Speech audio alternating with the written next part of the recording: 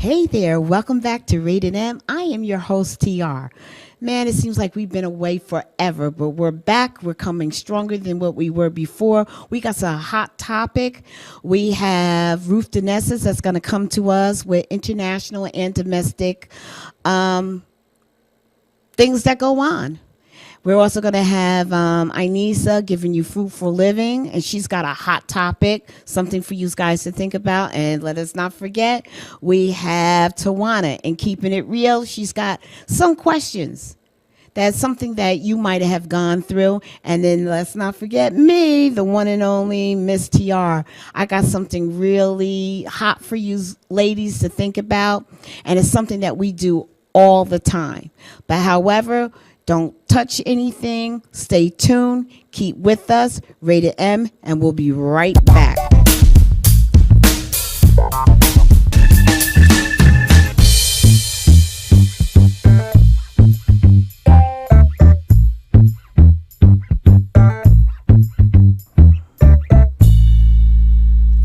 Welcome back to Rated M. I am your host, TR. And what we got first coming up is Ruth Denessa and giving us the 411T on the domestic and international hot stuff. What we got? It was hard for me to kind of pick. So there's something that's been going on for a while in Oregon. I don't know if you guys heard about this. This kind of like a militia group, I want to call them, like 15 armed men took over a federal wildlife facility in Oregon, and they're protesting because what happened was there's this family that had property adjacent to this facility, and they were concerned. They did a control burning because they were concerned with the wildfires and stuff that it would come onto their property and damage. So they were doing some control burning, which is not uncommon when you hear Right, about the they do wildfire that. in California And they do Oregon. it so they can have a line, and when it goes, prevents it stops from it. jumping exactly. Right. So they burned some federal property, this family, and they did it. It wasn't out of anything more than concern out of their property. They didn't want this wildfire, so they did that because the government, they felt, weren't handling their business, their responsibility. So they took it upon themselves because it's their livelihood that's being threatened by these fires, and they felt this was, so they got arrested. These people, and this was a few years back, and they were sentenced to a year in jail, and they did their time. And then the federal government said, well, there's some guidelines that we have to follow as far as sentencing. So that wasn't enough. So now you got to do 5 and 10 years each.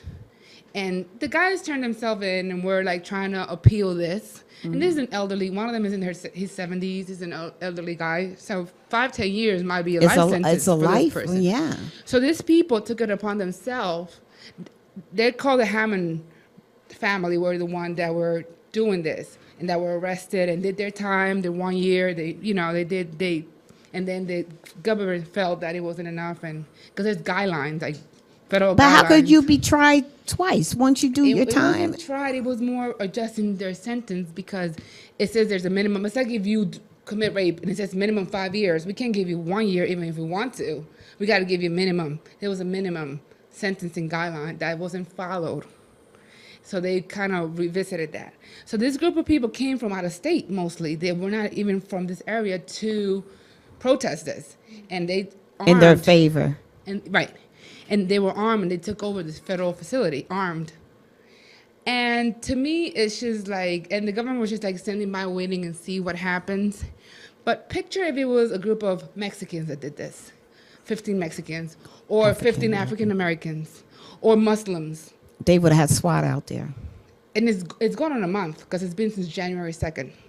And they were so last week escalated because there was a traffic stop and someone reached for a gun and someone was shot and killed. But they still occupy in this federal land. And I'm all for the people, and it's our land because we are American and it's federal land. So, but to me, it's like if you're gonna you gotta treat everybody the same.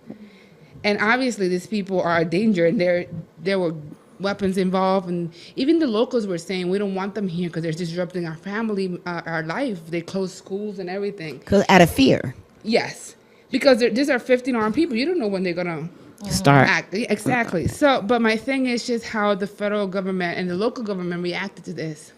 and how people are treated differently. Because if it would have been any other group, they would have gone in there gun blasting and then asked questions later. Any other race. Exactly. Any other group, or even female. I think, and I shouldn't say this, but it's just this white male that, and maybe because Oregon, and I think it's good that we're showing diplomacy as a government, but are we going to do that next time somebody takes, I don't know, occupy another federal building, or do, like, you have to be across the board with everyone. That's all I'm saying. It's going on since January 2nd. In 2 days will be the 1st. So I'm just wondering. If they did that during the protest with the police shooting and killing unarmed men, and they had the the National Guard and all that out there shooting them and hitting them with rubber bullets and having a tank and all that coming through, how come they didn't do this? I was puzzled by our reaction as a government. And they were carrying. The other guys were not carrying. They were just protesting, but they weren't carrying. These guys are doing both. They're protesting and they're carrying. And at one point, the government wasn't even acknowledging them. And now they're acknowledging them, and it's like they ask them to leave, and they're saying no. They're acknowledging them because now word got out. That's probably why they're acknowledging it now. I'm by the way we're handling this. That's what I'm saying about that. It was just odd the way we were handling it. That's all. I want to talk about the Zika virus. Have you guys heard about that? It's like a fever, and it's been around since many years. For many years. It's just that now it's like pandemic because it's spread. And it's happening with children, right? Well, the pregnancy women, it's causing birth defect. You're born with a small brain, like your brain is smaller than normal. And it's called what? Zika. Zika? Yeah, and it was a native of Africa and Asia, and it's been spreading west, and now it's here. But usually, when it did spread this way, it was around this time of year anyway, wasn't it? When the first time we've ever had it here. In 2015 was the first time that it's reached us and the Americas. Okay, because I did read up on this about a couple of months ago when they were noticing it. And it's getting bigger and bigger, and now it's a pandemic, and it's going to get bigger. And it's transmitted by mosquitoes and other animals. And it's not such a threat for, I guess, adults, because it's for pregnant women because it's causing birth defect. And I was reading that in South America, there's at least 20,000 pregnant women that are currently carrying this virus. And it's a big concern because of not the person, because it has a high survival rate. It's more for the children in the long term. They don't even know what the long term effect is going to be on these children, but it's definitely causing birth defects. And it's like the governments are telling women to delay getting pregnant because it's such a concern, and it's getting bigger and bigger. What type of birth defects? The smaller brain. Your brain is smaller, and I don't think they know what that will mean down the road. There are others, but that's the main one. You're born with a smaller brain, and I think the repercussions are going to be seen later on when these kids are getting older, if they make it to adulthood. Because I don't think there's enough knowledge to know what the long-term effect is. But your brain is definitely smaller than normal when you are born. And they're finding out a lot of things that they find out a couple of years later, how all these birth defects. That's why autism is so high. And they're starting to learn that a lot of people are convinced that has a lot to do with the vaccinations. And it's just I don't know. stuff. It just seems like vaccines have been around for so long. Why is there such a spike now? Some of them, they stopped. I don't Like- trust a lot of them. And when they give the vaccinations, they don't give the child just one. They give them 3 and 4 at the same time. And that's like giving them a virus, and a little baby's immune system is trying to fight all this stuff at the same time, and it ends up hitting them, neurologically. And it's like a lot of them have iodine in them. They have metal, certain types of metal in them and stuff like that. And you figure that if they're being inoculated and their little bodies are trying to fight it. Learn how to live out here. To begin with. Look, I got the flu shot. And 3 days later, it shut me down for a whole doggone week. I couldn't even lift my head. So if that's what is happening to me behind stuff like that, what is happening to these kids that are getting they give them a maximum 4 shots, 2 in each leg, in the same time. One, boom, boom, boom, boom.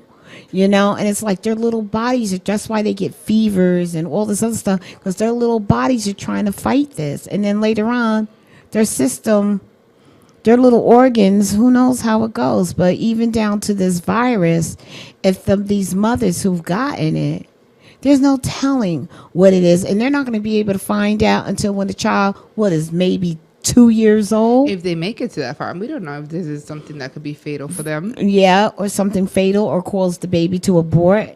Or when it is born, you don't know what's wrong with the baby, or something shows up. Usually it'll start showing when they're like, 2 years old. Certain things start to show because they're not using their motor skills. They're not doing this. They're not holding their head up. Or they're a little clumsy, or they have a speech problem, and you're like, whoa, these are the side effects of this stuff. It's wow. Did you have any information on, or do they know anything about how it came to this country, or what probably? Well, it's travelers, and the mosquitoes, and ones, I guess someone gets it from one of those countries and come to South America, because in Puerto Rico and places where mosquitoes are year round, because us, the winter, we get a break from mosquitoes. Then if they bite a person that has it, and the next and then they come into the States, and it's air and spreads, and you touch and stuff. Some things are just airborne. That makes me less paranoid, because when I hear stuff like this, I think government, this disease that's been around for years and years and years, and now it's like very dangerous to us all, and it's government. Like, that's because I'm paranoid.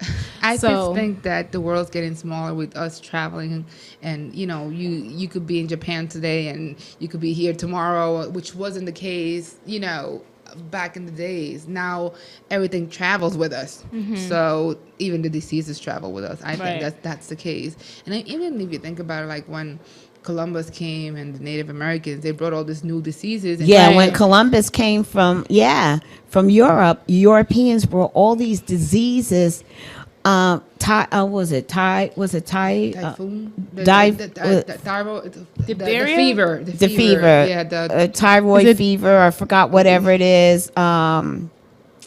All this other stuff that they brought over, that the Indians and even those that were from Japan and China, they weren't used to these kind of disease. And the Europeans, the way they lived and how they did things back then, their hygiene wasn't and they had these typhoid diseases. They had all kind of stuff that will wipe out. Disgusting stuff, to the point that they were getting diseases from rats. That's how nasty and ratchet. That's how they lived, man. They threw their human waste out the back doggone window and stuff. I just love that you just call Anglo-Saxons ratchet. I just love those two worlds that just came together. I'm just saying that they lived any ratchet. Race or any group of people could be ratchet. Right. Right. Yeah, I not agree. exclusive to one group. Right. But they live ratchetly. So, and it wasn't like that everywhere, but. And European, even if you look at the old movies and you see how they lived and how they mimicked that, it was only those that were wealthy, strongly wealthy, that didn't have that. And those that were on the boat, the men, they didn't bathe, they didn't do things, all the time. And when they went and did what they did, they brought diseases with them. Because they didn't have they would be on the boat for months without bathing, without this. Can you imagine the lice, body lice, and all this other stuff that they dealt with? And the Indians, that's how a lot of the Indians got sick. That's how a lot of, I looked at these documentaries on how China, the diseases in China. And stuff like that. And it all came from the Europeans coming over. Even down to the Europeans going to Africa, and the diseases that they brought there that their bodies weren't used to. And when they took them and brought them in from slavery, all that kind of diseases, they were exposed to stuff that they were not normally used to. And lastly, I just want to talk about the Iowa caucus and how the election is happening. I just want to say, just get informed and know what your candidate stands for before you vote. There's a lot of kooky stuff, showing stuff and stuff that is kind of distracting from the real issues. And What do you mean? Well, like Trump and his His- buffoonery of whatever you Yeah, want to his call it. foolishness. I mean, do we even know what he stands for in when it comes to abortion or gun control or the war? Do we really know? We keep talking about him and the way he treats women and his hair and stuff like that. But can we talk about The real issues. the real issues and the economy and war? This is real stuff that affects all of us. So just get informed and find out what you're really voting for. Don't get fooled by showmanship or people's loudness or whatever, or don't get swayed because your favorite movie star is voting or endorsing this person. Right. You got to follow your heart so that Yes. you can have peace with the decision that you make. But even over in other countries, I think in Britain, Great Britain, or like Canada and stuff, they're really pissed off with Trump. They really don't want to have anything to do with them, and they're concerned about him becoming president. There's a lot of people concerned because of his lack of. I'm talking about other countries. Diplomacy, yeah, and we've made a lot of progress in being able to talk to other countries, and And these other countries are North really Korea concerned. right? Yeah. And to just undo everything that's been done, it's just really scary. And they're not comfortable at all, people, with Trump. They really aren't. They actually, especially with the discrimination. Well, the thing is, like he was upset about the way Fox and the Fox News Channel and the reporter handled him. And instead of being diplomatic and being the bigger person, which will have to be as a president, you can't push the nuclear button every time you get upset that somebody offended you, quote unquote, or perceived offenses.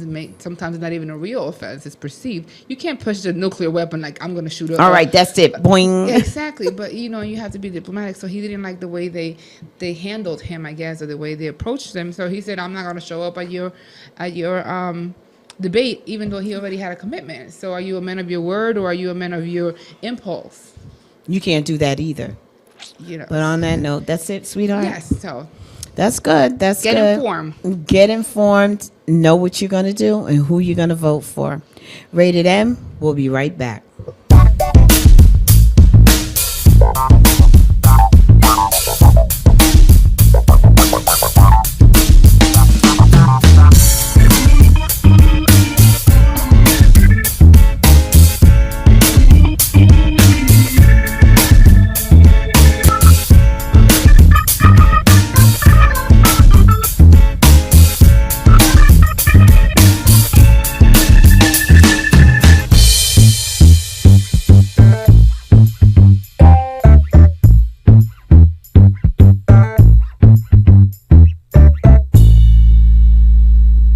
Welcome back to Rated M. I am your host, TR. Now, what we got coming up next is Inisa, and she's going to school us in on some what? Some sexual impurity today. Yes. Yes. But if I may, before I jump to that, I just want to direct everyone to my Facebook, Inisa Jefferson.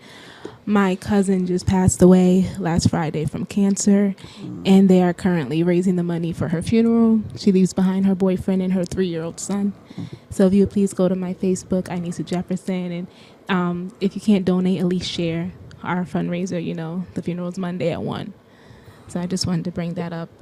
Okay, shifting gears. Love you, Cassie. Shifting gears. One book that I feel, or that is largely untouched in the Christian realm, and although it has been tried to make some sense of, is Song of Songs. It is a book of romantic poetry, and there is no other book like it in the Bible.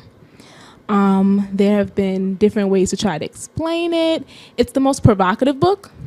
But when I read it, I'm going to be honest and say, I thought I was going to get some juicy stuff in there. I was like, oh, there's provocative religion in the Bible. But it's really not like that. It's a beautiful love poem, and it's very romantic. And some of the literature, she's talking about not to call on love until you're ready. And she's sighing for her lover and waiting. And it gave me a different perspective from what I felt that other people, or that I heard about other people were telling me about this book, Song of Songs. So the reason why I wanted to touch on this subject is, let me first start reading from a few lines. There are some a little bit more provocative verses in this book, Song of Songs, but mostly it's about love and waiting for your lover and how much he loves her, how much she loves him, the beauty they find in one another. That's what it's really about. Is this the one I want to read? Yes. My lover has gone down to his garden, to the fragrant plantings, to graze in the gardens, to gather the lilies. I belong to my lover, and my beloved belongs to me, the one grazing among the lilies.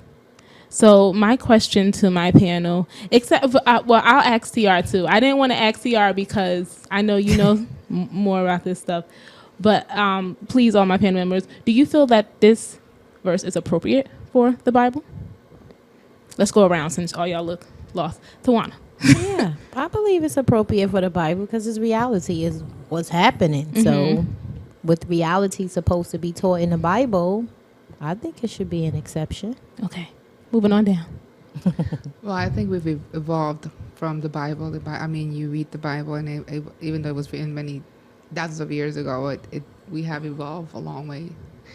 And I think we're in a different place now. So it shouldn't be in the Bible? No. It shouldn't? Okay. Well, I don't, you know how I feel about the Bible to begin with. So I don't think I should be commenting. You can comment. T.I.? Well, because what she is talking about is things that is okay. Sex is something that has been designed and created by God, and it's acceptable whatever that you choose, you and your husband do together.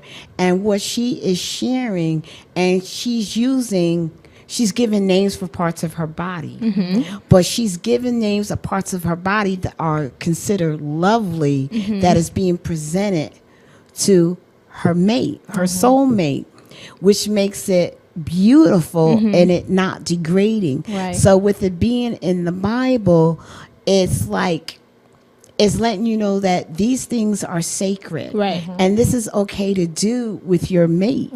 So your answer... So I think it's cool because it's like, for certain things that people put restrictions on with sex, ew, that's nasty. This is letting you show that this is a natural way. Whatever you and your partner agree upon is sacred and it's okay. And it's not a third party involved. It's just you and your partner. And your partner is to look at your body as something sacred and beautiful. And sex is something that comes together, combined of share of love. So it's showing you the true meaning of love with sex together and it not being lust. People don't know the difference between lust and love. And I'm going to stop you right there. This is the reason why I didn't want to ask you, but I'm glad I did ask you because you put me right onto my next point. This is appropriate because of what everything TR just said, because of what it stands for. I think that, especially in our society, and it doesn't need to be, sex is kind of looked at as like, it's kind of put in a dim light. And it doesn't need to be. We need to learn, everyone, no matter what belief, you need to learn what's appropriate and what's not. I've been reading this book that this pastor wrote a few years ago. And I can't remember it. I should have brought it today. I didn't remember the title of it, but I have it at home. And it speaks of how the act of sex actually consecrates marriage. So unless you are having sex with the person that you are planned to be joined to or already joined to for the rest of your life, you shouldn't be having sex with that person. So you're just constantly, you're consecrating this marriage with someone you don't intend to have a long-term relationship with. So you're constantly coming together with different people. Now, before you say anything, I want to bring this point up real quick, and then I'll touch your question. When you come together, God made Adam and Eve. He said the two will become one, and to shorten it. When you come together, you form a new thing. You make a covenant. And you form a new thing. These two beings become one. It's deeper than I think most people realize and deeper than I ever realized. You are becoming a new creation. in one.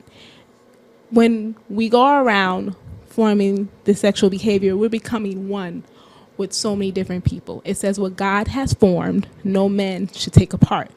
So when you're separating yourself from that other person, and you are not fully whole again. It's just like if you glue two pieces of paper together and you take them apart, it's some paper from the other paper left on each sheet. And I think that's why when you're separated from the covenant that you have, when you separate, it's so painful. It's physically painful because of, there's pain there, regardless if it's infidelity or what. I think it's different from each person. Covenant, you think that some people don't get hurt? It may not be physical, but it may even be deeper for the person to even realize what they've done to themselves. Because if they don't have the knowledge of it, they wouldn't even think it's wrong. You know what I'm saying? Ruth, you had a question though? Well, how come it was okay for men to be with different women? And even, It wasn't. Well, and they were, even the chosen men, some of the chosen men, their wife gave them their maid because they weren't having children, so their maid was given to the men to have children with. Okay. So how come that they weren't becoming one then with the maid and one then? I think I just find it conflicting sometimes. But independent of that, you said everyone should learn what's appropriate. But who decides what's appropriate and who determines what's appropriate? It's already been decided. God has decided what's appropriate for us. Well, nobody, God didn't strike anyone dead for sleeping with the maid because it was given to them by the wife. How God punishes the Jews is his own coalition. But what you said was a good point. People did give their maids to have children with the husband because they could not bear their own children. So but So they wanted- became surrogates. They were surrogates. But Yeah. that was not Not the norm. that was not sanctified. But That was not, though it may have been allowed, though somebody may or may not have put to death, and there are situations in the Where they Bible were- where they people were put to were death for doing that. Yes, Even when but King David it was had not the sanctified. guy killed so he could lie That with wasn't his- sanctified. with And his he paid. wife. That's right. And he got in trouble for that. What did David do after that, Ruth? He repented, and I know, Yes, and he because he knew he did wrong. But you're saying he had all these different concubines. He became He one did. with all That these also different was not concubines? sanctified. That wasn't was not sanctified. and that wasn't No. accepted by God either. No, it wasn't accepted. That's why they weren't. Those concubines weren't, and had the children. They didn't have the original birthright. Didn't Abraham? It wasn't do sanctified. He did it. He had his son Ismail. And he had. It wasn't before sanctified. I understand the point that you're making, but what but I'm you saying were is saying God that by did not lying with someone, sanctify. you're becoming one person. Yes. You're becoming one with this person. Yes. So they're becoming one with all these different people. Exactly. And it was not of God. And Exactly. They were but blessed with the child they were looking for. They were granted a child, but the act that they did was not sanctified. it wasn't. And They it got was. what they You can wanted get from you it. can get a lot of good things out of doing something. And bad. he paid a penalty for that. Abraham. Yes, he did. Yes, he did. Not only did it cause conflict with him and his wife, I know, which still goes on today. That's the problem with the Muslims and the Jewish today. There are two brothers that are hating one another because Ishmael and Isaac are brothers. It's amazing how I know all of this. They're brothers, but they're brothers from different mothers. And he didn't, as they say, he didn't get to know her. He married her, but he got permission from his wife to do that before he went into her. And it was his wife's idea because she didn't wait on the promise of God, and they suffered a penalty But for it that. happened over even Isaac. Wasn't Isaac promised Rebecca? He ended up with Leah. The point being that Because of He betrayal. married Leah, and then he married Rebecca. the and it point was being allowed. that these things Man happen. allowed that, but Men God do it, didn't. yes. So just to get back to my point, we do things that everyone, not just in the past, but presently, that we aren't supposed to do. That happened, but they are not sanctified by God. Yeah. So, They Tawana, you got weren't something okay. to say? They No, weren't. I was just agreeing You raising with your we do hand? things. Yeah, we all do. But I think that if we stop putting sex in a dim light and trying to make it, oh, it's so dirty, but I like it. Like that's You wouldn't like it if it wasn't dirty. I'm kidding. But No, that's true. No, that's true. That's a huge point. Thank you. That's true. We like it more because it is dirty. That's Because it's challenging. And that's where That's the part of SMN and all our this other flesh, stuff that people yeah. do that I don't agree with.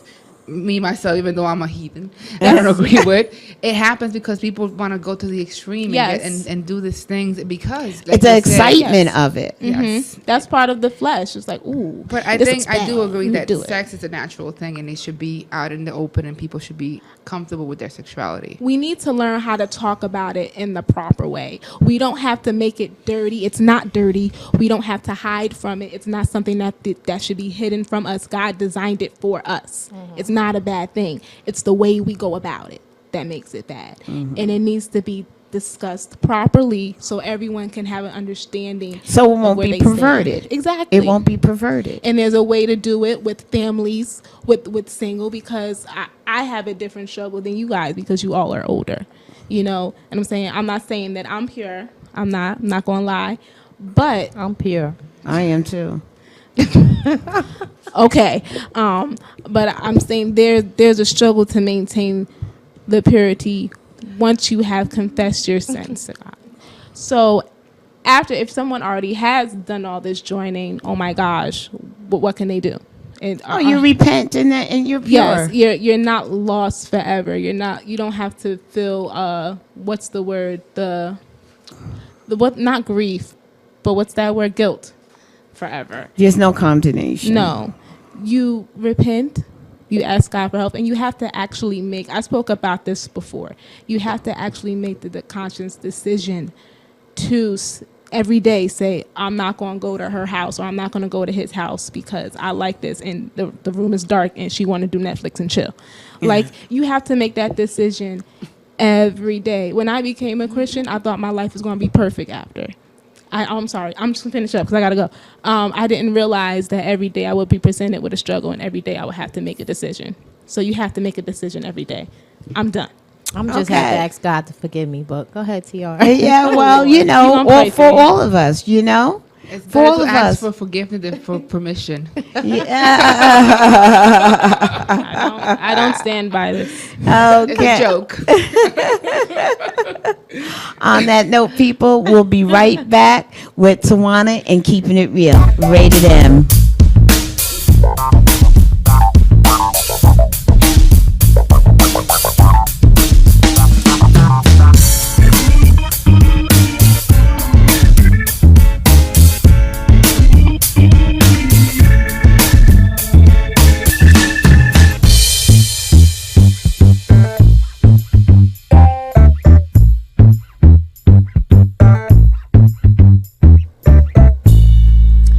This segment has been brought to you by Sound Guard Events, Sound Systems, and AV Rentals. We have gear for all occasions. Contact Henry Gibson at 201-982-4957 or email him at dj00007@aol.com.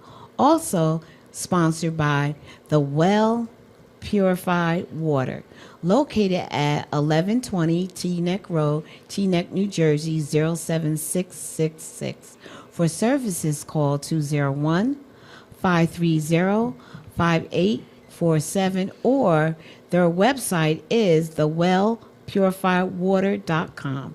And tell them you heard it here on Rated M. Okay, who we got coming up next is the one and only Miss Tawana on Keeping It Real. Let's get it real with Tawana. Okay, I got 3 small shout outs first. Okay, go ahead. So first shout out is happy belated birthday to my son who turned 14 January the All right. 22nd, Jermaine. Okay. My second shout out is shout out to Patterson. Patterson has an organization called The Village that they're trying to cease the violence, and they went and walked around town today and try to speak out to individuals that's hanging out in the street and just trying to get the violence stopped. That's great. And my third shout out is I miss y'all. Okay, Miss yeah. you ladies. I'm so happy we're back together. Yeah, right. Tawana. Hi, Tawana. Yeah, it's all good. Yeah. Okay, so I wanted to talk to you ladies about when you're seeking for an apartment, do you think that it's fair that the landlords now ask for a credit check as far as like my thing is I don't have a problem when you're going to look for an apartment and landlords want to verify your income and verify how long you've been on your job or maybe contact your employment or even your landlord. But some of the things now that these landlords are asking for, like credit scores and, bank statements and bank accounts and things to that nature, I don't really believe that's fair. So I just wanted to know, what's what's your output on that with landlords doing that now? Even just like regular apartments, they're now coming with an envelope with this kind of information that they need, and I don't understand why. As far, do you want to go? Sure. I can understand them asking for a background check to make Right. sure there's no criminal background, and have some references. Right. Okay.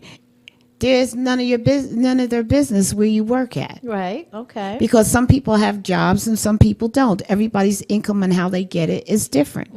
You have some that are on the system, some on disability, some have their own business. It's none of their business on how you get your money. Right. If they do a criminal background, you should be cleared. Now, if they want to do The credit check? yeah, the credit check, I'm a little iffy on that. Sometimes they want to know your credit check to see if you have any previous landlords that have taken you to court regarding situations. So I think sometimes that could be covered by the landlord you just left to find out that if you were a good tenant, because that's what I went through when my daughter and I went through a credit check when I was buying my co-op. Right. Buying, I don't see a problem. All right, right. But they did a criminal background credit check. They checked, but I was like, who don't have bad credit nowadays with the challenges that you have when you have a job that you've been with for 14 years and leaving and all these other things, or just making poor decisions. Right. But as long as you have a good history with your former landlord, or but for them to know your bank statement, who are they? Welfare? Are they government? All that stuff is private. And then what if you give these people your information and somehow one another they don't approve you for their apartment and now they have your All information. your information. What I was told, because I'm in that process now of looking for my own apartment, what I was told when I was applying, don't put my bank information on there. Right. Because it was on the application. I was like, fine, that seems weird anyway, but I'm glad she looked at me and she told me that. As far as a credit check, as far as I know, that's the norm for them to check your credit. Your credit score? Yeah. So that doesn't put me off or anything because I feel like it's always, since I've known been that way. So that doesn't bother me. Why? Why do they need to know your credit score? I think it's more of even prospect employers will look at your credit score, and it's just to see if you're a reliable person. Right. And it's just to say, if you're a person of your word, because basically your credit score is like, okay, you went and you agreed that you were going to pay this money, and now you didn't. Yeah, So but just you're like not TR said. reliable. You're not a reliable person, and it's just, I think it's more of a character gauge. It gauged your character. Well, let me tell you, they looked at my credit score right now. It sucks the big time. I'm a cancer survivor. You can imagine the bills that I have from having cancer. Right. So what about that situation? So, Is yeah, it no. fair? But you're allowed to go in there and put notes in there. Yeah. And you are allowed to put comments in your credit score. You are allowed to reach out to them and put comments. I was disputing something, and I put a comment in there that this is not mine, and I never lived in this state, and this is not mine, because they refused to remove it. But I was allowed to comment on it. So when people look at it, they know that I disagree with it. They have so to take that. credit score is such a big thing now. It's almost like your Social Security, almost, or where people look at it and it's a gauge of character. And I think it's more common than not. I just don't think certain apartments that you're looking for, or a certain landlord should require your Your personal bank, your information. your So what bank do you- statement is The what like do you for mean by them. certain, the bank, I agree, but at the same time, and I have a friend like that had this problem. Where there's people out there who live 6 months in this house without paying rent, and then they get evicted, and then they go to the next Well, one. then they should have a There's- company there's that does this people- for them and not them themselves. Right. That's Knowing what the your credit- your But that's what the credit report agencies are. But to be a landlord, to own your house, a multiple family home, and to have somebody come and destroy it and not pay, you still got to pay the mortgage. You still got to pay the insurance. So they're just protecting themselves. the Yeah, and bank. I- I'm not down with the bank stuff. Yeah, I No, see I that. agree No, with the that's bank. none of your business. I agree Yeah. with the bank, but the credit store, you just protecting yourself because guess what? Every month you're gonna have to pay that mortgage no matter what. Yeah, but just like TR said, I can see that they want certain history, like your landlord information and things like that. But when it comes to like your personal, life that you're putting on the line to give to Like these where people, you I getting don't your think money that's from? unfair. It's none of your business where Even I'm getting people your who's money been from. evicted, you don't even know what their situation, why they have been, Evicted. evicted. Just like Governor Christie, he closed down a whole bunch of jobs. So it could be certain situations like that people, lost their jobs and, things like that. So I'm not saying that people are supposed to just let anybody in their house, because I get that. Like TR said, a criminal background, things to that nature. I get that. But when it comes to some of the personal information that they want to deny certain people with getting an apartment, I don't think it's unfair. That's just like I went to see an apartment and the landlord, he didn't see me. I met his wife. It was a small apartment. And when we happened to call back, once upon a time about the apartment, he said that he wanted to give other people options to see the apartment. I don't think that that's fair. Not saying that it's not fair that you can't give other people options, but my thing is, if you're going to present something like that, just say, listen, I was looking for maybe a couple, or, because to me that sounds like very prejudiced, or you just very funny about who you want in your house when you're saying stuff like that. Now, if you want to be and particular, I'm paying for a credit check where Right. you really don't have no intentions on letting me Who's- rent. So when you are applying for an apartment or something, who's paying for the credit check? The applicant or the landlord? the applicant, basically, they want you to get that information to present to them. And you have to pay the $50 fee to do the credit I check. wasn't aware of that. Yeah. Yeah, I don't think that kind of stuff is Yeah, so fair. they take your money, they get the credit card check just to go through the formality, but they had no intentions on. They're looking But- for an out almost. Yeah, they're looking for an out, and they could still tell you no, even if everything meaning came back they're hoping clean. that your credit is bad and they'll Yeah, have so an they don't out. get in trouble for discrimination. Where I'm living at now, I brought into it. My credit sucked because of medical, and my daughter sucked because of her being young and making poor decisions, and she's working on getting herself up. And I think it's because of the type of job she had that with co-ops they have what they call it. Oh God, I can't think of it, but it's like they make decisions. The board. Yeah, the board. They have the board that got to meet with us and seen us, and then they made, we're gonna allow to have them. And I had to get, it was $50 for each person over 18 to do a credit check. And once we cleared for criminal, which would have been automatically because of the type of job my daughter has. And then with me, but as far as my credit, I told them, look, I've been sick. And this is before I was diagnosed with cancer. I was having some serious health issues. And we came through with flying colors because of the board, and not because of my credit check, but because of our criminal background. We both had a job. right. And I A think that job, was fair. and that's all they really wanted to know. And they allowed me to buy the place. All right, now, even when I have problems, if they want, my granddaughter had to go through. She's over 18, so now they want to do a background check on her. Of course, thank God she came out clean, which I knew she would because she has no criminal background. She didn't have a job, but they were more wondering if she had a criminal background because they want to wean stuff like that out. Right. Of course, if she did, they would have told me either she leave or I'll have to leave because they don't want that in their complex. That's fair. Okay, but if they did like now when they look at my credit score sucks.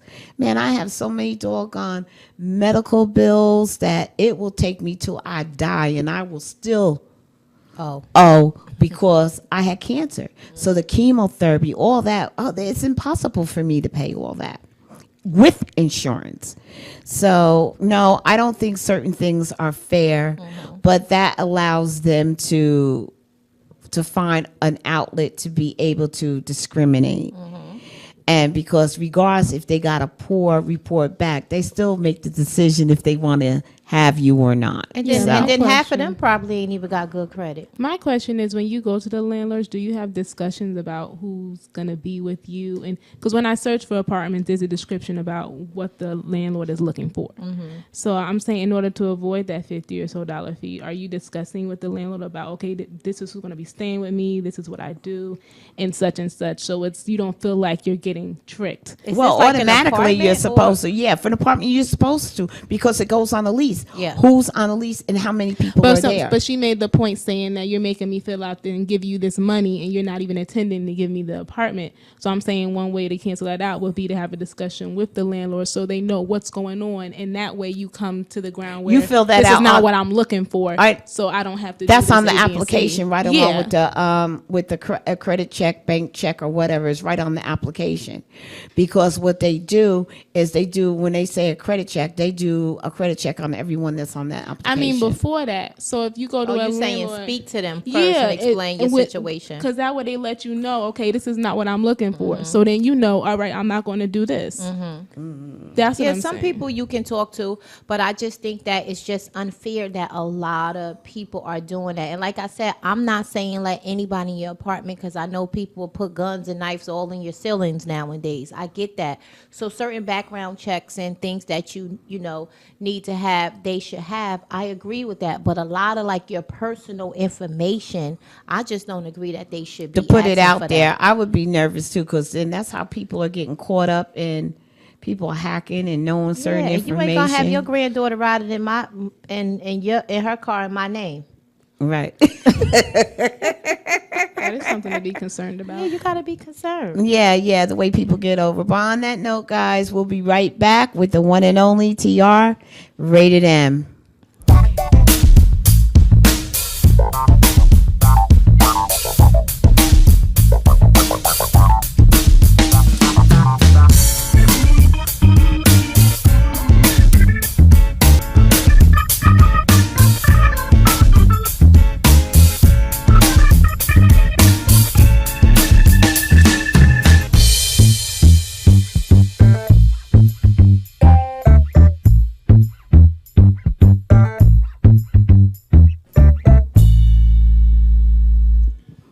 Hey, we're back. I'm your host TR, and you're listening to Rated M.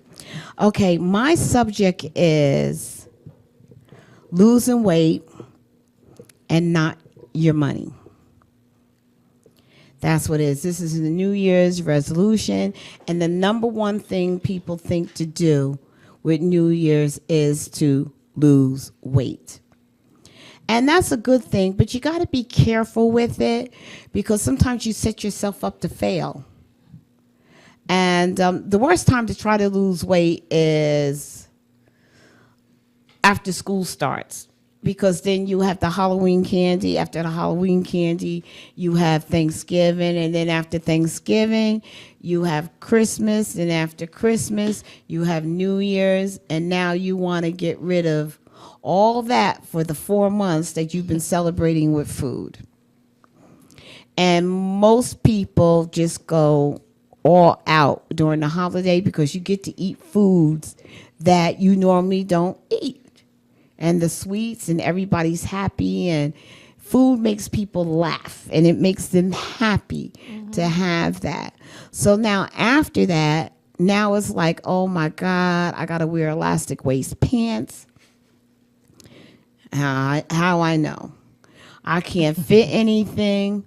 You know, I got to lay on the bed to zip up my jeans and button it. That's the only way you can get it on is by laying on your back or getting a hanger hooked to it and pulling it up, trying to get it up. You know some tricks. Yeah, those are the things that I used to do. Now I don't care.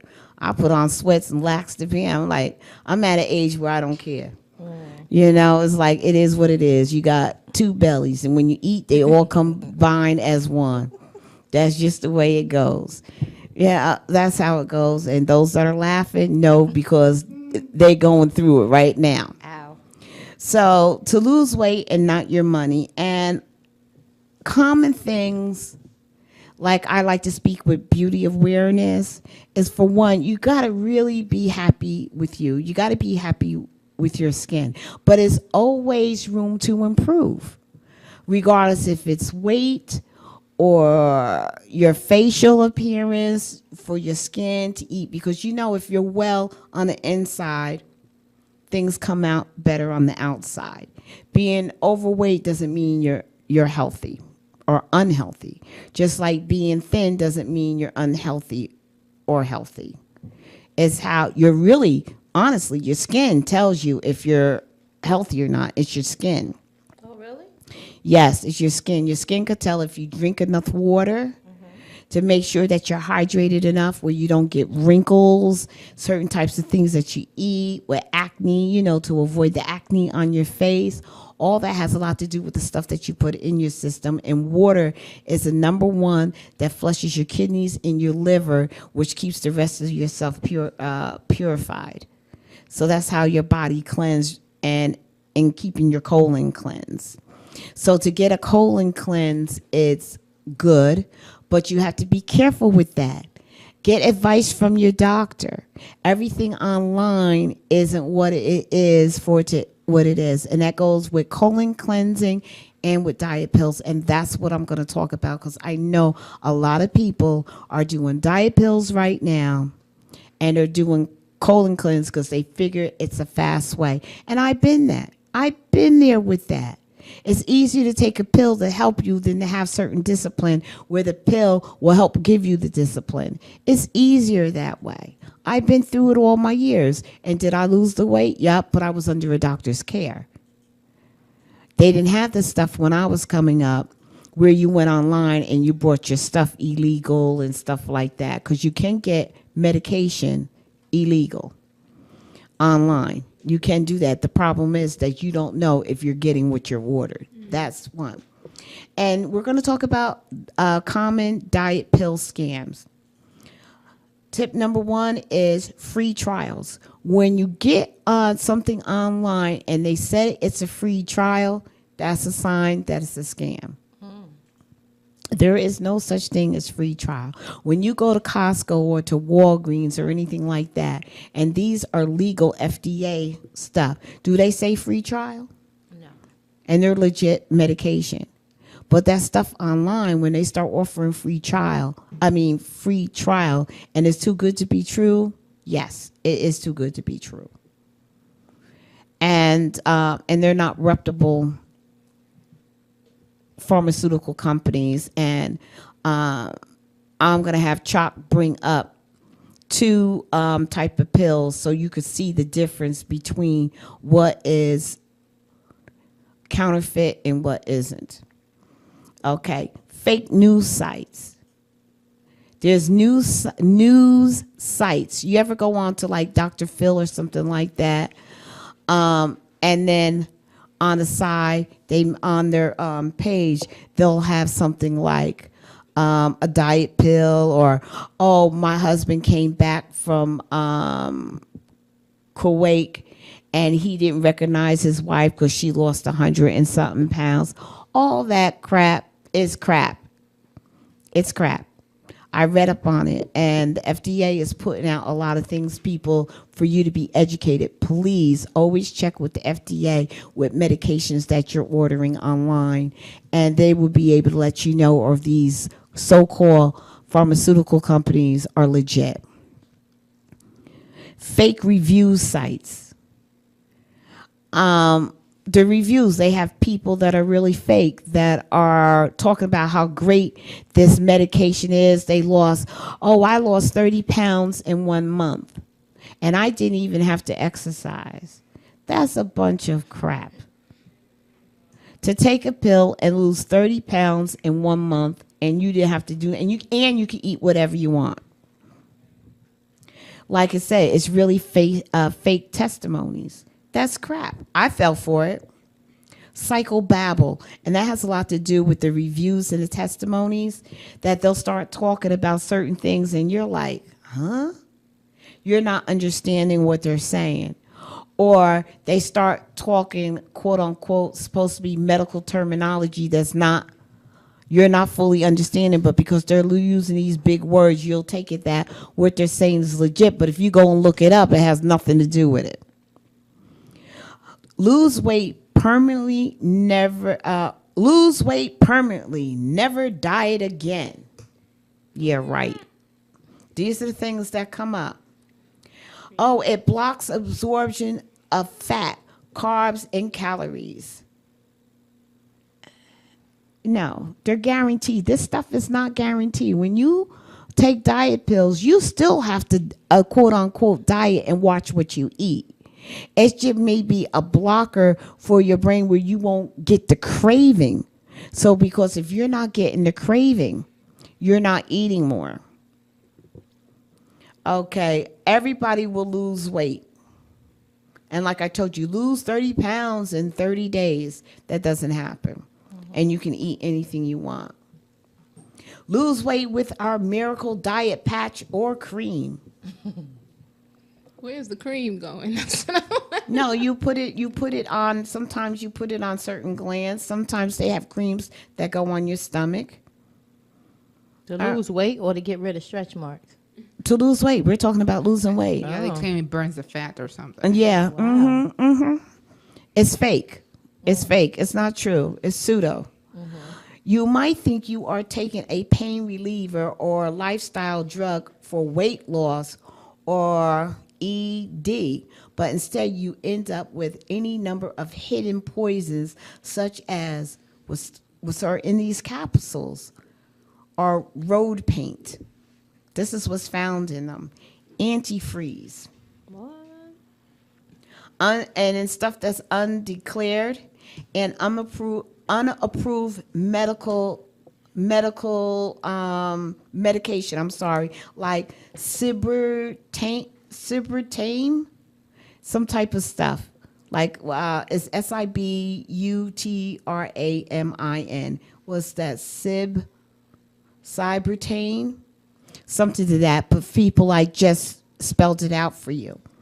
And this is what the FDA, when they do all their research on their drugs, this is what they're finding, this medicine, and it's this stuff, Sibutrame, it says it can be partially harmful to those who have a history of cardiovascular disease and could lead to elevated blood pressure, stroke, or heart attack.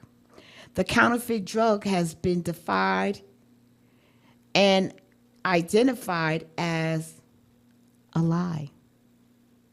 You know what a lie is, right? LLI. That is a well-known diet drug. You get it out of Walgreens. You get it out of Costco. And it's a diet pill. And it's a legal diet pill. But when you buy it online, because it's supposed to be allegedly cheaper online, you're really not getting a lie. You're getting something else. And Chuck, could you bring up the picture? And I'm going to show you, if we can, the expiration date that includes a month, day, and year. Expiration dates on legit packaging, including the month and year only.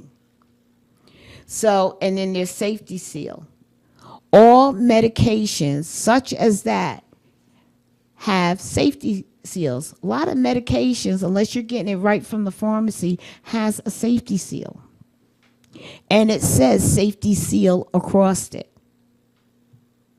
And it has, let's see, it'll have a number on it. It says an expiration date that includes a month, day, and year is counterfeit. Because on their medication, it'll just have the month and the year. When you see medication that's legit, it just has the month and the year. You look at your Tylenol, it has the month and the year. It doesn't have the month, the date, and the year. 'Cause how can you predict exactly to the day when something's going to expire? Right. Depends It on just the elements. that's right. So they put the month in the year. And it's sealed.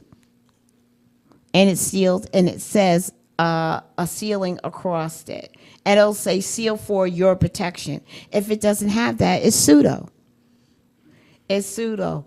Large capsules containing white powder instead of small white pellets. That's a problem there. You have to look either online to find out what your medication is supposed to look like. You know, when you go to the pharmacy and they give you the write-up on it, it shows you, it tells you the color of the pill, the size of the pill. That's what they'll do. There we go. We got it up on screen now in just a second. It'll tell you one is authentic and one isn't. Now, this is a lie. The one on the left is authentic, like it says. That's an authentic for a live sample. And that has like little pellets in it because it's time released. But the counterfeit one looks almost just like the authentic one, but it's a powder. It's a powder because they're able to put rat poison. They're able to put other little things in it, or they just fill it up with just baking soda or powder and make it seem like that. Now, would you bring up the one with the sealing on top? The jar. The one on the left, you see, it says on it, I don't know if you can see it clearly, but it says sealed for your protection. It shows that, where the counterfeit one doesn't show it. Now we have one, another one that will come up and it shows you how it looks with the dates. Now the dates, I don't know if you can see that real good. See, one has the one on top. It shows the lot number and the expiration. It'll give a lot number and it'll give the expiration date, which will be the month and the year. The pseudo one, the counterfeit one, gives you the month, the date, and the year. And that's how you're able to tell with your medication when you buy it anywhere. When you get it from these franchises such as Walgreens, CVS, even these little mom pop stores, pharmacies, Walgreens. Their stuff, when they have it on the bottle, will tell you the month, date, and year. And it's usually the time they'll tell you when it expires. But you get that from the pharmacy. But when you buy stuff over the counter, it'll have just like what I said there. Even if you buy Tylenol, it has a protective seal over it. And it'll tell you for your protection and if it's punctured or yada, yada, yada for you not to use it. Mm-hmm. It'll tell you that. That's how you're able to tell if the medication is fake or it's pseudo. So you really have to really be careful. A taller bottle with a wider or coarser cap than the real Eli packaging. So it's always good to go online, people. The medication that you're getting, it's best to really get it from reliable source because the stuff that you're getting online, I read up on it, and this guy that was from China, he was selling a lie and the diet pills, and he says what they were putting in it, and it was all pseudo. It was rat poison. It was baking soda, baking powder. It was all this other kind of stuff. And they don't care. They just send it off because we want something cheaper. So we go online for it. And the places that you go online, people, are not legit places. Just go ahead and get it from your doctor, your pharmacy, your local pharmacy. If you get it from Costco, Sam's, and these other places, they are licensed to get the right stuff, and they get the right stuff. Don't go searching online and filling these people up they're really getting over on you, getting your money, and you thinking it's working, and then you start getting sick and you're wondering what's going on, and it's because you're being poisoned, all because you want to lose weight. These are the things to look for, like when I said that when they come out with these scams like free trials, fake news sites, fake review sites, and you can always tell the fake because there's no follow-up, there's no number. If you call the number, it really doesn't work. And sometimes you you call these places and they're working from their home. They don't speak English well. All these things that are signs, and they can't answer, but there's no address, or it's a pseudo PO box. These pharmaceutical companies don't have PO boxes. They have the real Deal. They have the real deal, and if you can't follow up, then there's a problem. There's a problem. So, on that note, guys, we're gonna come back with Real Talk. And our telephone number is 973-460-8931. And our question, and for you to call in, what is your turn up for 2016? We want to hear from you about what are you going to be doing to make that positive change for 2016, regardless of what it is. We'll be right back. Rated M. We'll see you in a minute.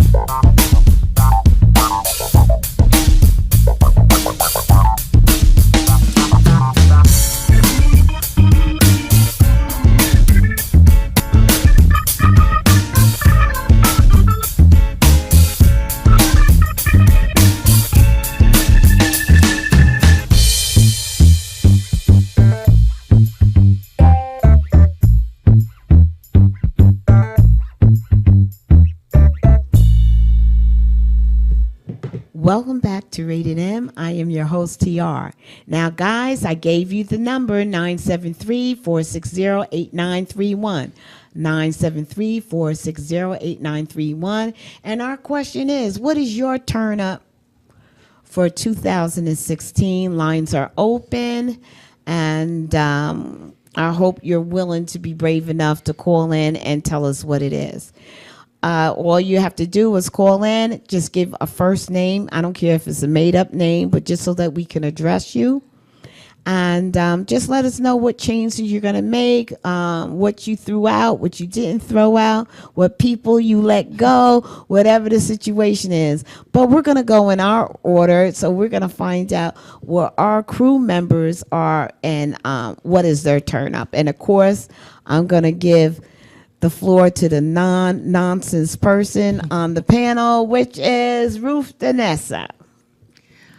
Okay, so what I'm working on is being able to ask and receive help. I am big on being tough and I really dislike any signs of weakness, and I think that admitting when you need help or even accepting it is a sign of weakness. So I am working on just being open to help and asking it when I need it, because you can't be all at all times. You're human at the end of the day.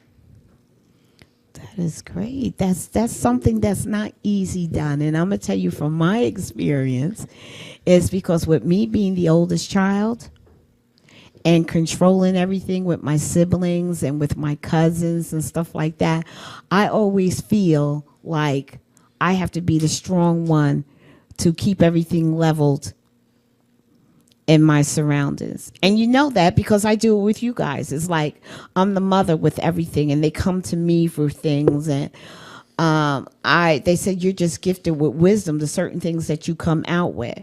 So I always feel like, okay, I can't ask for help. I'm always willing to give help. And I get told that, you know what, Miss TR, there's sometimes you just can't help everybody, and you need to sit back and do you, or allow them to do for you. So that's something that's like very hard for me to do, because I always want to make things better. And And then sometimes I don't have the patience, and I'll say, forget it, I'll do it myself. And then and then I become overwhelmed. And now I'm upset because I'm overwhelmed and I didn't do it. And then my family was like, well, you've been doing it. You know, so that's a good thing to be able to receive. Yes. And it also gives people to be able to be a blessing to you and be able to do for you instead of feel like nothing, like they can't do anything, and they want to be able to prove that they could do for you, but you won't allow them to do. So that's a good turn up for 2016. And what your turn up is with me dealing with situations like that. I think I'm the type of person that I don't ask much from people either. I think the reason why I'm like that because I kind of more take considerate of what everybody else may be have going on, even though people may not share it, because I know I'm not a sharing person with everything. So I think with me in that aspect, I'm like that because I'm always like, wow, to me, I just feel like everybody is going through it now. You know what I'm saying? No matter what it is, how it is, everybody is just really going through some kind of situation. And even though you want to reach out and you want to ask for help and you want to say things, it's just like I feel like now the way life is going, everybody is just so burnt, in so many areas in life that it's just, people may want to genuinely give to you and just, don't mind helping you, And you have to be open to receive it. Right. It's just, I just kind of feel like I'm like that because I just take everybody else's situation that may not even be going in a situation, but just because I may feel like, oh man, everybody just going through something. And especially sometimes when you see other people experience certain situations, it may not be you that always need the help, but you may know somebody else that's always leaning on them for help. So you don't want to bother them for help either. So sometimes you just rather just do it by yourself. I was told that I'm an eternal person as far as like holding in a lot of, things and dealing with a lot of things within self. And I kind of believe that with me. But that's one of the reasons why I kind of consider everybody else's feelings. And yours and what she said? My mom is like that. My mom is not the oldest, but she's the oldest girl. And I don't really know where it stems from. Like I said, I know she's been through things, but I don't know really where it stems from. But she's been basically the one to run to or go to if you need help with something. She's been the one to take care of things. She sees a plan and she executes it, and she's in control of it all. And because she's a single parent, it definitely has rubbed off on me, whether it's I don't want to have to ask anybody. I don't want to ask anybody. I want to take care of it myself. I want to always be in control. So my question for you is, do you feel that letting someone help you shows vulnerability? That's my mentality that I'm trying to change. I think it's okay to be vulnerable and it's okay to be human, but it also kind of gives people a chance to validate themselves. They want to help you. They want to contribute, and giving them that opportunity, it validates them also. So in a way, even though you're not doing it for a reason, you're almost being selfish by now allowing them to help you and contribute.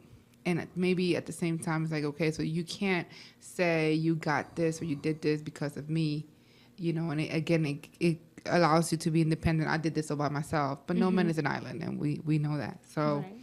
Yeah, I'm trying to change my mindset about that. So allowing other people to help you, you're helping them as well. Yes. I think that's Validate an awesome way to themselves. look at it. I think it's also 100% true. Thank you. Okay, well, we're going to take a break. And we're going to come back to hear what Anissa's turn up is. We'll be right back. Rated M.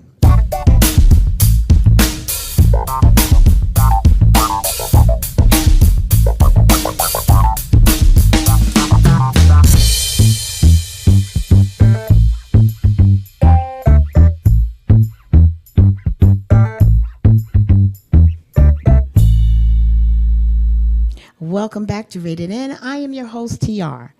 Now, we're talking about us turning up for 2016. That what is our turn up? Our number is 973 460-8931, 973-460-8931. If you care to call in and tell us what your turn up is for 2016. But right now we're going to hear about Inesa's turn up for 2016. Okay, give it to us.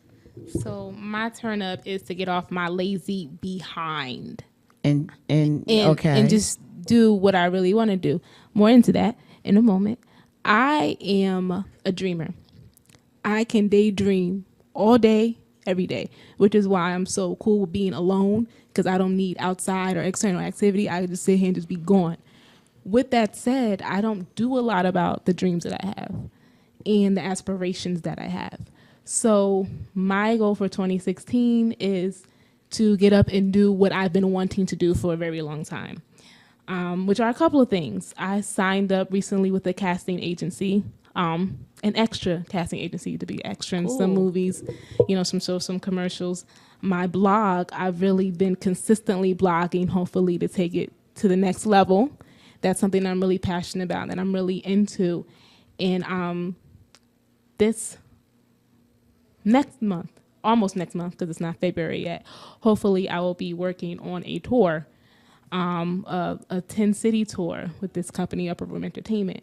So it's really about getting out of my comfort zone, because I think that's what I rank first as far as importance, is my comfortability.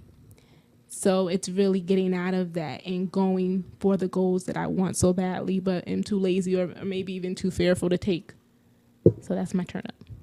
Okay, well, that's pretty cool with that turn up, to be able to get things moving and stop being stagnant and really being real. And I can identify with daydreaming, because I'm like that. I will sit up in my room with my tablet and I'll be in my own world for hours looking at YouTube. I'm big on educating myself on YouTube. Oh, I got some stuff coming out. Watch. I have some really stuff that's really good coming out, because I'm going to be getting involved in spa here at the Art Factory. Just to let you know, it's going to be called the Zen Room, and you can come here and get aromatherapy and spa, the face masks, little weird face masks that they're going to be doing, and different things I'm educating myself about, and some other women that were really getting things, and it's for male and female. So I'm doing research, I'm teaching myself, and my daughter and them will be like, I won't even come downstairs. I only get up to go to the bathroom. And when I want something to eat, I'm like, hey, I yell from downstairs, Nina wants this, because my grandchildren call me Nina. And they bring me up whatever I want. And when they don't, I go, all right, you got to remember, I'm the one that with the car that goes pick you up. I put that guilt on them. And they're like, oh, and they bring me my food or my drink or whatever. But I'm good for staying up in my room for hours and not realize it's dark now. And I'll be up in my room for hours doing that and researching. I educate myself on stuff that I'm going to do forward. And, I do that. So do you daydream and able to do that? I daydream, but not like that, huh? No, I don't daydream like that. I think I have more that go across my mind about different things, but not like being like zones for like hours. I zone. How about you? No, I'm a doer, and I feel so guilty when I just lay in my bed for hours. Like, oh my God, what a waste! And okay. And it's not, because planning is part of the process. It's just I feel that way. Now, do you have a set plan, on when you find yourself daydreaming, to make yourself productive? Write stuff down, or do you have a set plan of how to stop being that daydreaming stop being a daydreamer for doing it for such a long time? Do you have a plan? No, but at the same time, I have done that. Like, okay, this is what you have to do today, and make a list of my priorities. I have done that, not consistently, but even so, I always have something that I need to do or could be doing. No, I mean, when you catch yourself daydreaming, okay, what's next from this daydream? What can I? I'm lost in Wonderland. It's really and that's I can really understand, because I do it. that's really one of the reasons why I want to move out. I'm so where I am. It's living with my grandma and my mother. It's like they're older. They really don't have anything to do, and it's not a productive environment. So I don't feel challenged. I don't feel pushed.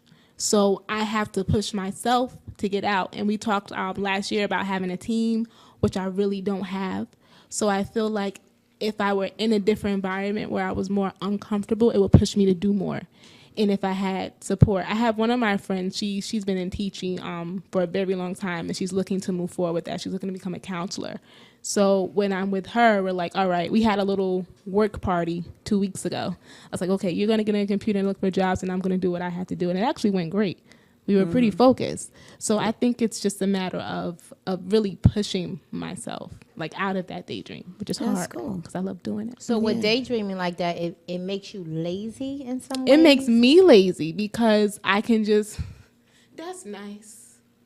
It depends on where you're daydreaming, because my daydreaming is different. I could be up in a room and I start daydreaming of change. I have to put it in my head before I act it out, and it'll be days and hours. Even if it's down to cleaning my room, I have to have it all up in place here first, and I daydream in whatever to make the change. When I do the show, I'm daydreaming and thinking about, okay, daydreaming doesn't mean that you're just blank looking at the ceiling. It's that all these dreams and all the things that you're putting together, all the things that you need to do. That's planning. And, That's not what I'm talking about. I mean, me and Leonardo DiCaprio got married and we had 3 kids, and then I became an actress and blah, blah, blah. I mean legit daydreaming. I don't mean about the next step I'm going to take to evolve in my career, which I do think about. But when I mean daydream, I mean I'm on in la about it could be anything. And so in that case, for me, it is a negative, and it does make me lazy because I have all these ideas, but I'm not doing anything with them. And So me, that's a I have stalemate for me. I have the You're talking about planning. Yeah, but That's I not- have the idea and I put it into, okay, this idea. All right, this is how I'm going to do it. Now, how am I going to get educated with this? And then I go to YouTube. But on that note, folks, we're going to take another break, and we're going to come back with Tawana to hear what her turn up is. Okay, we'll be right back, guys. Rated M.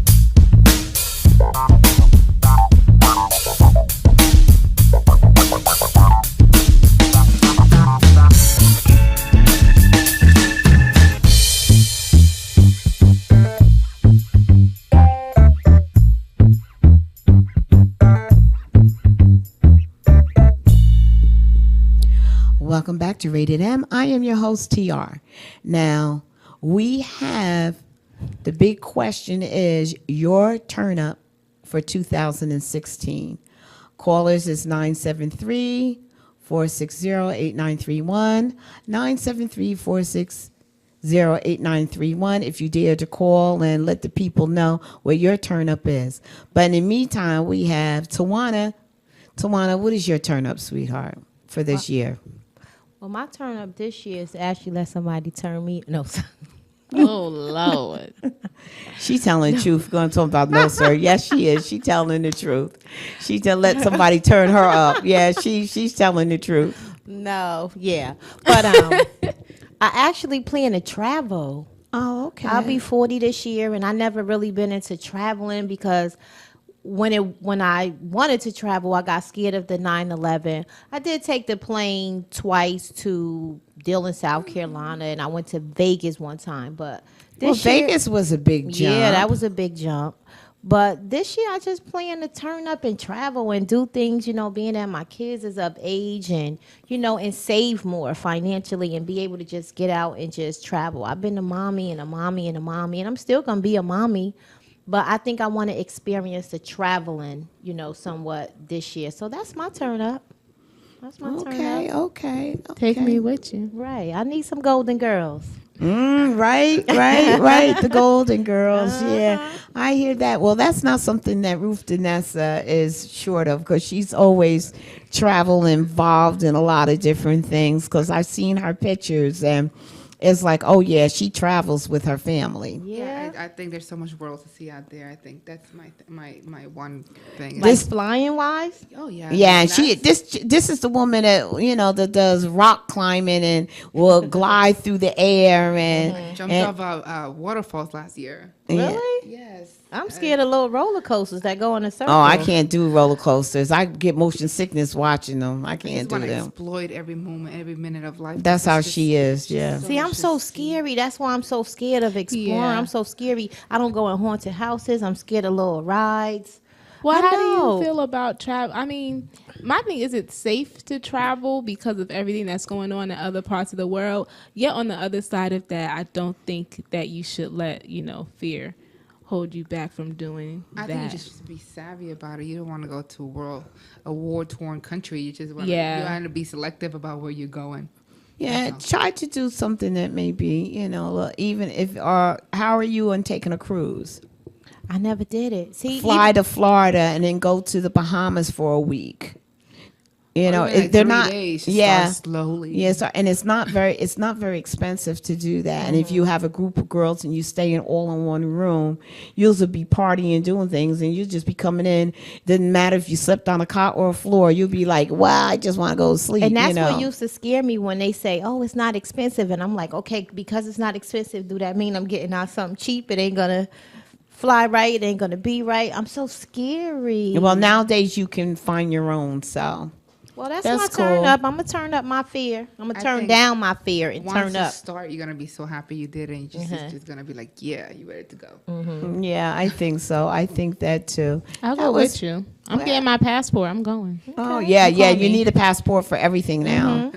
Anything out of the United States, even if it's across the street. If you want to go to Mexico, although it's across the street, in Canada, you need a passport. It's no longer just having your birth certificate. You need a passport. So that's pretty cool. That's pretty cool. Okay, guys, we're looking for you to give us a call, 973-460 8931 973-460-8931. This is your last call. We're going to take a break. We're going to wait for you to give us a call in. If not, you're going to hear my turn up before the night is over. We'll be right back. Rated M.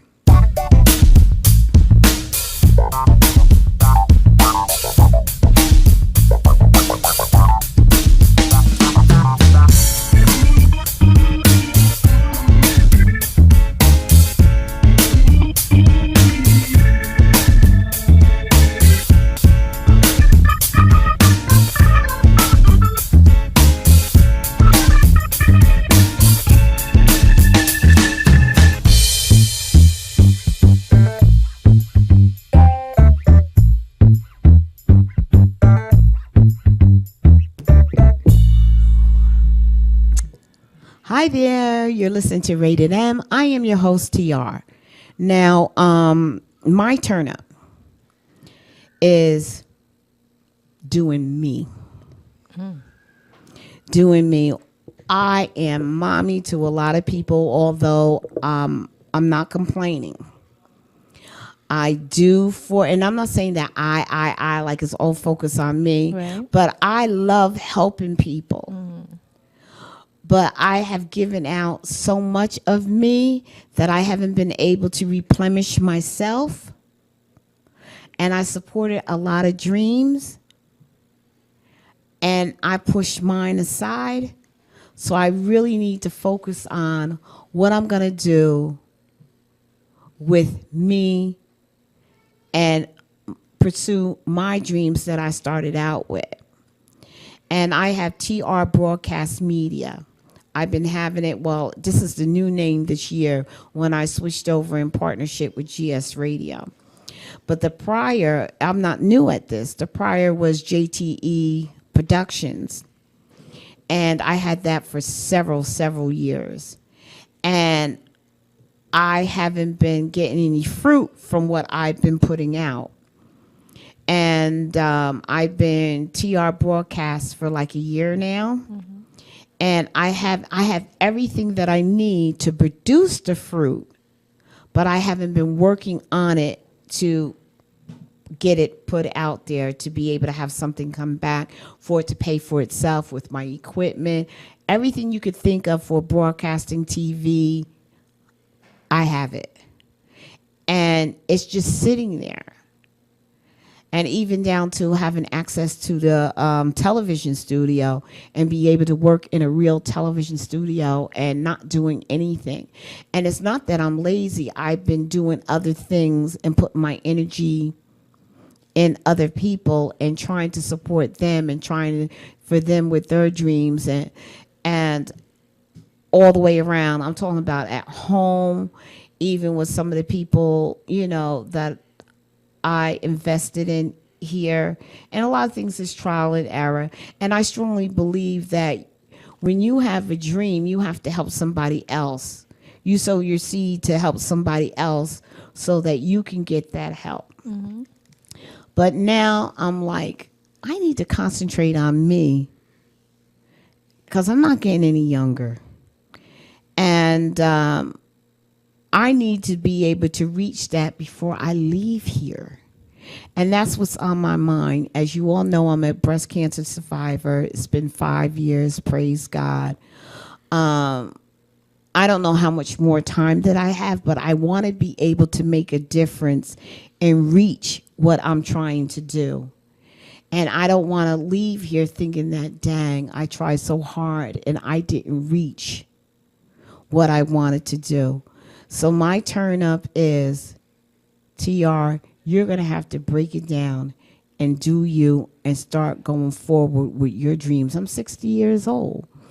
I need to start going forth and doing me so that I could say, I did it before I leave here. And that's what's on my mind. And even being a little selfish, like at home with my grandchildren, something that they are hearing from me and a lot and they're not understanding.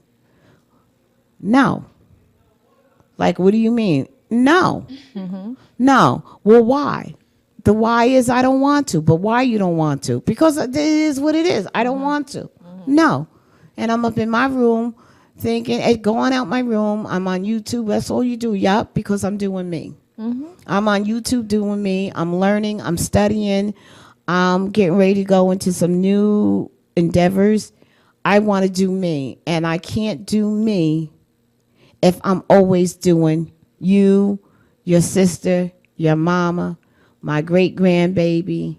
You know, I don't want to do it anymore. I want to do me. I just don't want to do it anymore. And I can understand that, because even with that saying of doing you, sometimes when you do put yourself to the side, you wind up losing so much physically, financially, emotionally. And I'm tired. There's no more people. in me. Mm-hmm. I need to replenish myself and do me. I agree. I read something and said that giving so much of yourself to others that you have nothing left for you. I agree. I'm a witness. Yeah, so it's like, I want to do me. And I made some changes, and some people didn't like the change.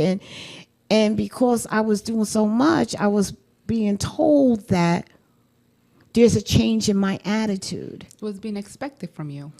And there was a change in my attitude, and it wasn't the best change. And at your age and your situation, you should be celebrating a lot about you. Yeah, and because I just had a different attitude, and it wasn't an upbeat attitude, it's because I had been putting out so much that I didn't have it in me anymore. And I didn't realize that I was maybe demonizing someone's, their thing, because I was drained. So I had to make a decision to let it go. Right.